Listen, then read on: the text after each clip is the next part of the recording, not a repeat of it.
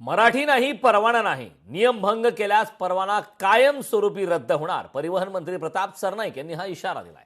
त्या अनुषंगाने मुंबईतील टॅक्सी चालकांशी संवाद साधलाय आमच्या प्रतिनिधी स्नेहा जाधव यांनी। सरकारच्या नियमाप्रमाणे राज्यातील रिक्षा चालक असतील, टॅक्सी चालक असतील, त्यांना आता मराठी अनिवार्य करण्यात आलेलं आहे आणि ज्यांना मराठी येत नसेल त्यांच्यावरती आता कारवाई देखील करण्यात येणार आहे। परंतु आता मुंबईतल्या टॅक्सी चालकांचं नेमकं या निर्णयावरती काय म्हणणं आहे ते आज जाणून घेणार आहोत।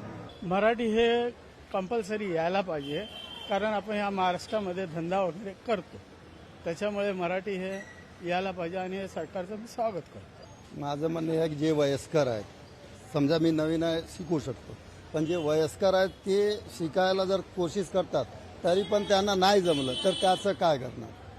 वयस्करांना जरा म्हणजे काहीतरी हे द्या, म्हणजे ठीक आहे, जे नवीन आहेत ते तर शिकणार आणि शिकत पण आहेत, बोलत पण आहेत, समजलं ना? मग ते वयस्करांना काय करायचं?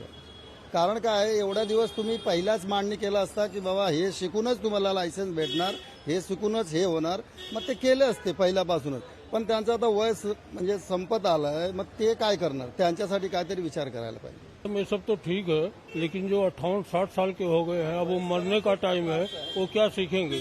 अभी आप सिखाओ कैसे कबूतर होता है, तो बाद में जाएंगे कैसे, उनको पता ही नहीं चलेगा। तो उनके लिए सोचे ना, जिनको अब एकदम टाइम खत्म हो गया है, उम्र खत्म हो गई है, उनके बारे में सोचना चाहिए। नई जनरेशन है, उनको सिखाओ तो ठीक है, लेकिन जो 55 के ऊपर हो वो तो सीख ही नहीं पाएंगे, कितना आप सिखाएंगे? सरकार यावरती नेमकं काय निर्णय देणार हे पाहणं महत्त्वाचं ठरणार आहे। व्हिडिओ जर्नलिस्ट यशसह स्नेहा जाधव, लोकशाही मराठी, मुंबई।